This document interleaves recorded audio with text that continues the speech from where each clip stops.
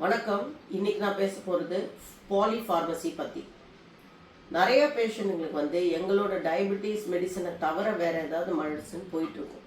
Neurology medicine போயிட்டுருக்கோம். Kidney doctor ஏதாவது எழுதியிருப்பார், ப்ராஸ்டேட் டாக்டர் யூராலஜிஸ்ட் ஏதாவது எழுதியிருப்பார், நியூராலஜிஸ்ட் ஏதாவது எழுதியிருப்பார். இப்படி பல விதமான டாக்டர் ஸ்பெஷலிஸ்ட் எழுதி கொடுத்துருவாங்க.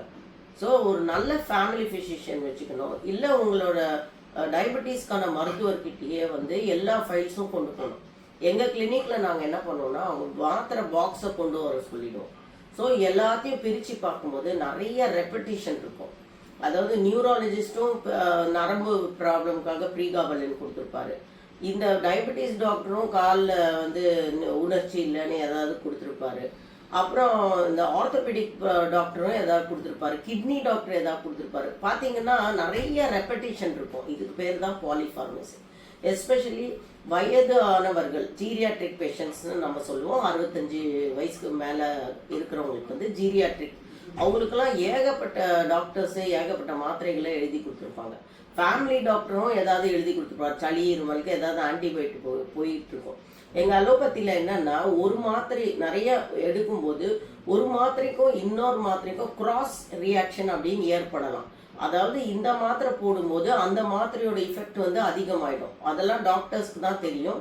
ஸோ எப்போதுமே ஒரு நல்ல ஃபேமிலி ஃபிசிஷியனோ இல்லை உங்கள் டயபெட்டிஸ் டாக்டரோ போய் சார் இல்லைனா மேடம் நீங்கள் எல்லா மாத்திரையும் பாருங்கள், ஏதாவது ரெப்படிஷன் இருக்கான்னு பாருங்கன்னு சொல்லி, ஏதாவது ரிப்பீட் ஆகிட்டே இருக்குன்னா அதெல்லாம் நீங்கள் வீசிட்டு வெறும் தேவையான மாத்திரைகள் மட்டும் சாப்பிட்டாலே அந்த லிஸ்ட்டு கம்மியாயிடும். நிறைய பெரியவங்களுக்கு இதனால நிறைய மாத்திரை ரிப்பீட்டடாக போடும்போது, ரெப்படிஷன் போடும்போது அடிக்கடி ஃபால்ஸ், அதாவது தடுக்கி விழுவாங்க. அது பார்த்தீங்கன்னா மயக்கம்.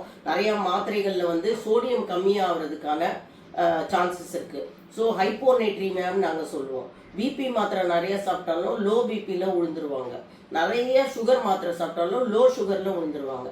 ஸோ இதெல்லாம் தடுக்கணும்னா பாலிஃபார்மசி அப்படின்றத நீங்கள் உங்கள் ஃபேமிலி டாக்டர்கிட்டையோ இல்லை ரெகுலர் மருத்துவர்கிட்டையோ உங்கள் பாக்ஸை காட்டி, மருந்து பாக்ஸை காட்டி தேவையில்லாத மாத்திரைகளை நீக்கிறது தான் இதுக்கான தீர்வு.